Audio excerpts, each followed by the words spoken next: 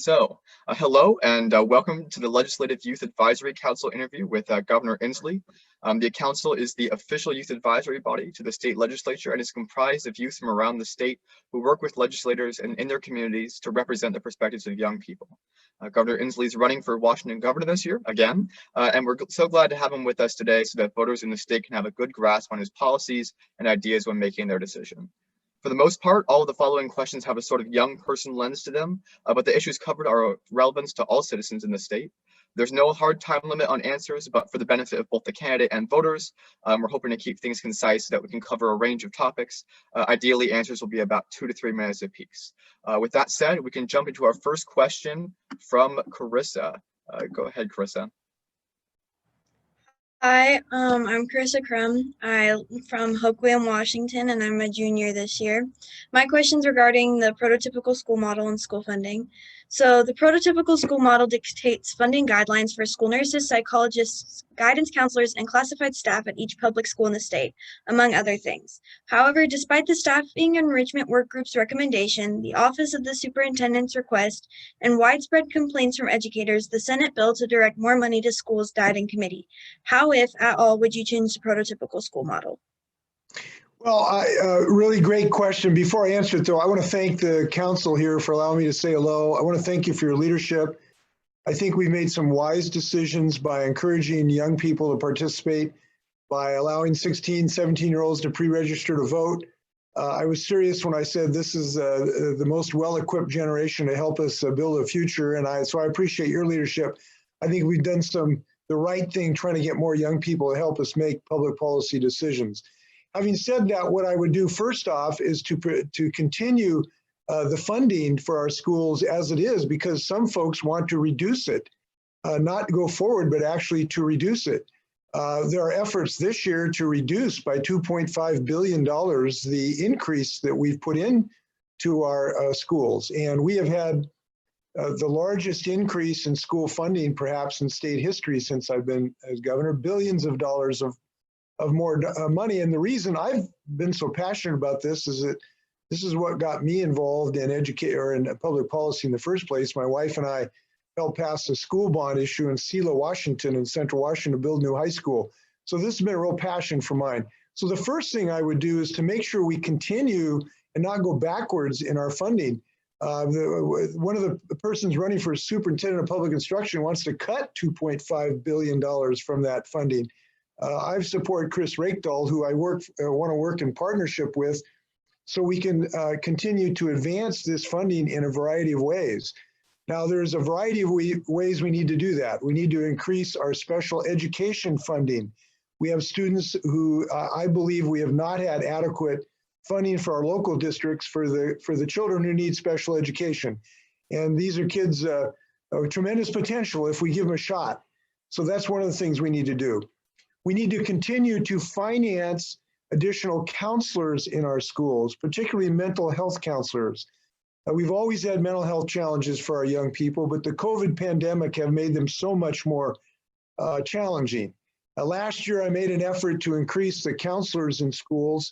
I didn't get enough legislative support for this. I hope this council will help me and advise legislators to follow the governor's lead on this to help deal with the mental health challenges.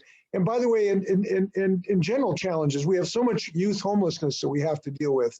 And I think attacking youth homelessness is part of this algebraic equation as well. We need to increase funding for our apprenticeship programs. Look, we want every student to have a vibrant career vision for themselves, including those who don't see a path for a four-year college degree. Look, there's fantastic careers for people in advanced manufacturing, in healthcare, in the trades, if we can give them an apprenticeship opportunity. And I'm very proud of our Career Connected Washington program that is one of the leading states in the nation with this new front to give everybody career opportunities, even if you're not going to a four-year college. So those are just some of the things we want to achieve. I know that there's more dual language training, so that I've seen students just blossoming, having dual language educational opportunities. We need to give our teachers compensation. I'm proud that we've had the largest teacher compensation compensation increase in the United States.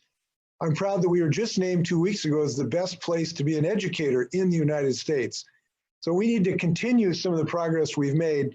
As the son of a teacher, brother and brother-in-law of teachers, a retired teachers, father of 3 kids and 4 grandchildren, 3 of whom are now in public school, I'm pretty passionate about these things. Thank you. I'll be passing it on to Charlie for the next question. Go Hi, Grizzlies. Governor Inslee. Go Hoquiam Grizzlies. Hi, Governor Inslee. My name is Charlie Fisher. I'm a junior and I live in a small town in Southwest Washington called Ridgefield. Oh, yeah. I have a question from the Washington State PTA. In a similar vein, the Washington State PTA is one of our partner organizations in this interview, and they submitted the following question. Washington State PTA members voted last weekend that increasing access to nursing, mental health, and social emotional learning staff for students would be their top legislative priority for the next 2 years. Do you agree that this is a priority? And if so, how would you help achieve that goal?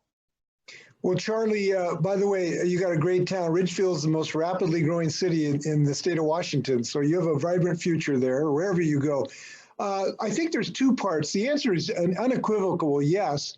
And I think there's 2 parts to this question, both of which are important. One is providing, as I just indicated, mental health services for our students. We know that we have enormous challenges that have been wrought even worse by the COVID pandemic. But even before that, we have children who are dealing with all kinds of problems. We have LGBTQ youth who are forced into homelessness because they're not accepted in their family, and helping them through those challenges. We have folks with depression issues that need help. We need to embed in the school, in each building, mental health trained people that are accessible to students. You shouldn't have to get an appointment and walk 5 miles to get a mental health counselor. You ought to have it in your school building. So this was one of the reasons I made the proposal I did last year to increase the counselors. My father was a counselor at South High School back in the day, and I saw the difference he could make in people's lives. Now, he made a difference as a coach as well. But so that's one part of this. The second part of this is to continue to increase our social and emotional learning with all of our students. Now, I have seen this happening to huge effect in our schools, but it's not uniform across all of our districts because we haven't had enough money to train teachers in these social and emotional curriculum systems. But where it has gone in, it has been fantastic. I've sat in, I was at, was it Cougar Heights Elementary School? I might have the school wrong. Watching a 2nd grade teacher teach conflict resolution tactics to 2nd graders, what to do if Johnny takes your ball away and how to resolve that issue. I'll tell you what, if my generation had had training like that, we'd be in a lot better position than we are right now. So I really believe in its success to reduce violence, to help people through depression. Both of those are important. We ought to be committed to both. And I had not heard, Charlie, thanks for telling me that the PTA had made that a top priority. That should help me get through this year my proposals. So thanks for that good news. Thank you for answering. Next, I will be passing it on to Yubi. Thank you so much, Charlie. Hi, Governor Inslee. My name is Yubi Mamiya, and I am a junior at Shorewood High School up in Shoreline. So this next question is regarding diverse school curriculum. So how, if at all, would you use your role as a governor to encourage the adoption of curriculum in public schools that is inclusive of historically marginalized or underrepresented communities? Yubi, you come from a special place. I went to Ingham High School and married my high school sweetheart from 1969. So you're in a good place. Very important question. We have done some things, we can do more. One of the things is we've started an ethnic curriculum program in our state by a bill we passed, I don't know if it was last year or the year before, to really develop curriculum to help embed a view of multi-ethnic view of history. it has been so dominated by the European view of history, frankly, and we now need to recognize the contributions of multiple groups to the fabric of this country and this state. We also, a couple years ago, required the development of Native American curriculum. John McCoy, Senator John McCoy, who is a Tulalip leader, helped us get that through. So we want to see both of those things actually brought to fruition. And that's not the only thing we need to do. We need to have more access to dual language programs. Now, these dual language programs are not important just to those who are non-English speakers as their first language.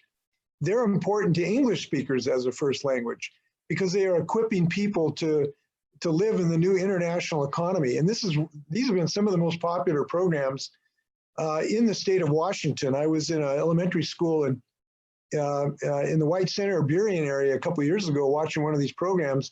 And so all of these English-speaking kids who English was their first language, just thrilled to be learning a dual language training in Chinese. So we've got to make these more available to our students. It's important for a variety of reasons.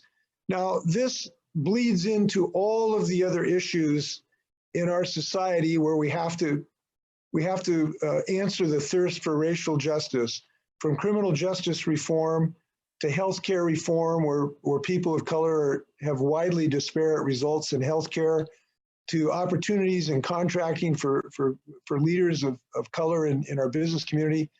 Those things we've got to sort of tee up in discussion in our civics programs. And we now have included civics in our curriculum. And part of that civics has to be, how do we embrace a desire for racial justice in all of the things we do? So that has to be part of that civics training, besides encouraging everyone to vote. And by the way, I just want to mention this. I am really hopeful that this council can give us some ideas about how we continue to increase youth voting. We need young people to vote. These are the best educated, brightest minds in our state. Good things happen when young people vote. We've tried to accommodate that by pre-registration and same-day registration.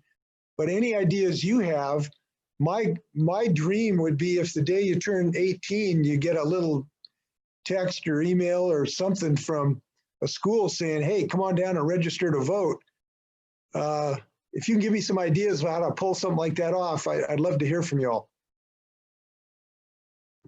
Thank you. I'm going to pass it on to my good colleague, Max. And who's this? Max? Max. Max. Hi, my name is Max Mulgard III. I am from Spokane, Washington. I'm currently a junior.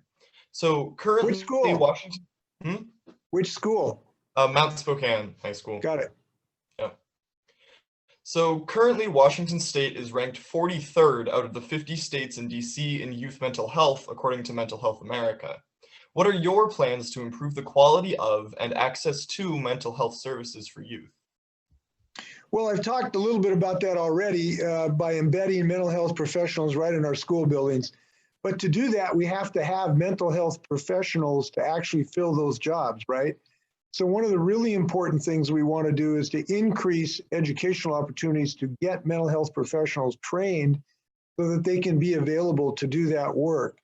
That includes increasing the slots in the schools, nursing schools, medical schools, schools of psychology, to actually train more people. And importantly, and this is really important to me, make sure that every student can afford to go to college for those programs.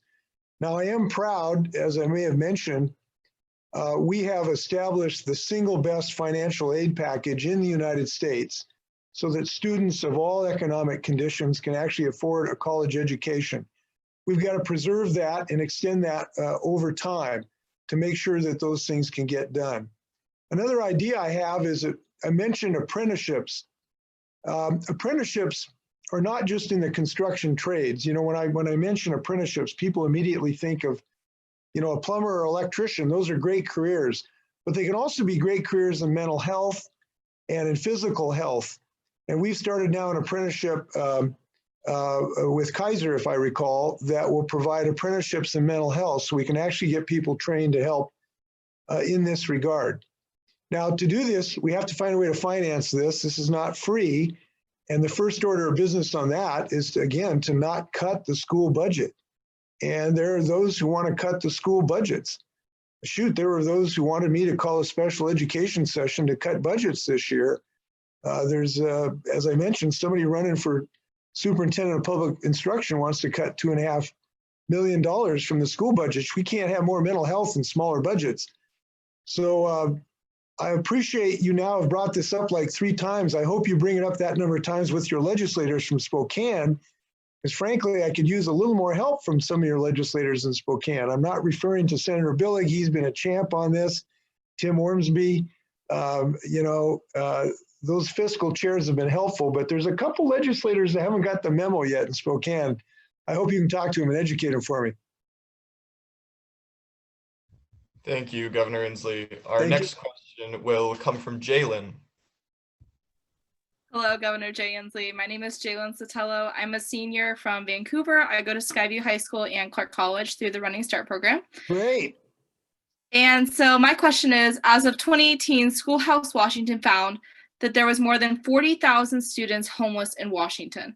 How would you address the problems that impoverished youth in our state experience with regard to food and shelter insecurity? Well, there are many things we need to do. We need to make this a priority of the state. We need to continue to do some of the things we've done in greater dollars, including building more public housing for people. Since I've been governor, we have dramatically increased our dollars we spend on public housing by $100 million or more every couple of years. So we need to continue that upward trend. It has been profound what we put in, but obviously it has not been enough. One of the reasons it has not been enough is because in sort of an ironic result, we have been one of the best places to live in America. So everybody wants to move here because of our great economy. We've established one of the best economies in the country. And as a result, people move here. Many people have higher incomes and they drive up the price of housing. And every time the price of housing goes up $100 for rent, homelessness goes up like 12%. So we need to understand that basic dilemma. We have to build more housing. Look, if you don't have housing, rents are going to go up and more people are going to be homeless. So that's one of the things we have to do. Second, we have to increase the treatment availability for people in mental health needs and those who need treatment for chemical addiction. And here's one of the places I very much differ with my opponent. Look, I think we need to increase access to health insurance, not decrease it. We have increased it by 800,000 people since I've been governor. My opponent is very much a follower of Donald Trump, who wants to eliminate our healthcare insurance program that has insured 800,000 people. And we need people to be able to have insurance to pay for chemical addiction problems, to pay for mental health problems. And I'm very disappointed in his position to not understand the acute needs of our people.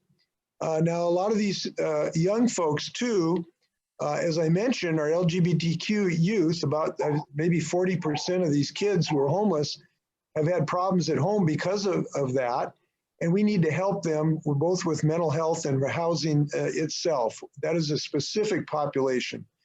We need to continue to increase our help for the kids coming out. I say kids, I don't want to mean that disparaging, young adults who are coming out of foster care. We can't be graduating young adults out of foster care into homelessness. My wife Trudy has been very active and successful to some degree in improving our access so that we provide housing for people coming out of the foster care program. Then you get to all of the issues of wraparound services for our young adults to make sure they have education so they can get out of the trap of poverty. That means continue our financial aid programs, continue health insurance for them, have increased subsidies for housing. This is something we have to do, all of these things to make this work. And we are committed to this. We are better than what we're seeing right now with so many people living on the streets. And we ought to be dedicated to that.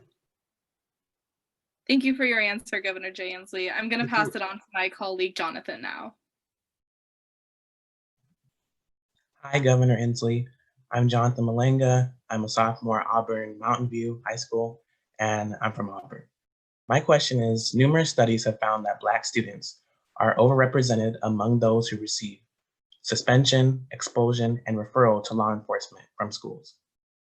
Do you feel this is an issue? If so, how would you address it? I do feel it is an issue, and you're totally right. There has been disparate discipline for particularly Black young men in our schools. And we passed a bill year before last, which is intending to make sure that we stop that practice, we obtain evidence about it, and find out to do better training to prevent that type of disparate treatment. That is just one of the many things we need to do to decrease racial injustice in our society. And I say one of the many things because, you know, we have rightfully shown our concern about racial disparities in our criminal justice system. We know we have to reduce the violence between police and communities of color, and we're doing things. I've started a task force led by the Black community that will create an independent investigatory system. So we make sure when there's violence involving people of color in the police that we have an independent investigation. We also will be developing a program for independent prosecutorial decisions so that there's fairness when there's violence against communities of color. And there's a number of things we have to do in our criminal justice system to give people more opportunities as they come out of our criminal justice system to deal with their chemical addiction challenges and their vocational challenges and their educational challenges so they don't reoffend. These people are neighbors. We don't want recidivism. So there's a number of things we need to do in our criminal justice system. But the point I want to make is the point you brought up, we can't stop there. We have to look at the disparities in our educational system. We have to ask, why are we having such numbers of communities of color not finishing college? What are the barriers to that? Tuition is one of them, but I don't think it's the only barrier. I think we have to make people more comfortable in college, frankly, in some of the campus settings. And there's a variety of things we can do on that. Again, coming back to healthcare, we have to provide better justice in our healthcare system. And I cannot understand my opponent who wants to increase racial disparities in healthcare by decreasing the access of health insurance for communities of color and everybody else for that matter. That's just going to increase the health disparities that we have. We've got to deal with the racial disparities that climate change causes. Look, carbon pollution is hitting the communities of color much harder than other communities because that's the people who are breathing the toxic material. They're living next to the freeway in substandard housing many times. They're living next to toxic waste sites. And that's why we're having an epidemic of asthma in the youth and communities of color. So I believe we should develop a clean energy economy, put people to work, building electric cars. I think Donald Trump and my opponent are totally wrong on this, who think that climate change is, essentially a hoax and we really shouldn't do anything about it. We have to do something about climate change. Climate change is a racial justice issue because it are communities of colors who are the first victims of climate change. So as we develop our clean energy economy, we need to bring equity to our decisions about how we invest, how we provide job creation opportunities, how we provide education in these new careers. So I know I strayed from your original question, but I think it provoked all of the things we have to do to make this, as Martin Luther King said, to move forward on the arc of the moral universe. We got a long ways to go. Thank you, Governor Inslee. Thank you. Yeah, thank you again. The final question here, really, I should introduce myself. My name is Kellen. I am a junior as well, and I live in Kirkland, Washington. And the final question really is just whether you have any final statements you'd like to say to young people in Washington. Well, mostly I want to thank you for your leadership. It means a lot to our state. I hope it will mean a lot in your personal lives. I hope that all of you consider a way to still be involved in public life. We need you involved in public life, starting with voting. I hope you're going to find everybody who is your age or a little bit older, I think, to vote. I hope that you'll talk to the older brothers and sisters and some of your friends. I'm not sure many of you are 18 on this call. Of course, you look 35. You're that wise. But if you can get some people that are 18 who are friends or relatives to vote, man, in the next 3 days, I hope you can do that. I would be honored to win your vote. There are many things we didn't talk about today, but I really am bullish on the opportunity of Washington State to reopen and rebuild our economy. To do that, we have to get on top of this COVID pandemic. We've been very successful to date. We have infection rates that are less than 45 other states because we have followed science, because we are masking up, because we're doing social distancing. We're being smart in Washington. And I hate to think of going backwards to follow Donald Trump and my opponent, who have continually downplayed the importance of following science to defeat this COVID pandemic. And I'm going to continue to work with you and everybody else to beat the COVID pandemic so we can open up our economy. I look forward to working with you to defeat climate change. And I cannot believe that your generation is one that wants to follow Donald Trump and my opponent, who says it's just a hoax and don't really want to fight this challenge. I want to work with this generation to improve access to healthcare and make sure that we get our public options stood up. We're the first state in the country to have a public option, to have more healthcare for people, to eliminate the disparities in healthcare that have so afflicted communities of color. And I want to work continuing on the progress we made on education. We've got better early child education. We've got full day kindergarten. We've got breakfast after the bell. We've got the best financial aid package for college students in the United States, but we're not done yet. And I look forward to working with your council to continue the upward climb of our state. I believe we're going to do that. So I want to thank you very much for what you're doing. And I look forward to to find out which one of you will be the first governor from your group of the great state of Washington. I look forward to that day. Thanks a lot. Thank you, Governor Inslee, and thanks for joining us for the interview today, and have a great rest of your day. Good luck. Take care.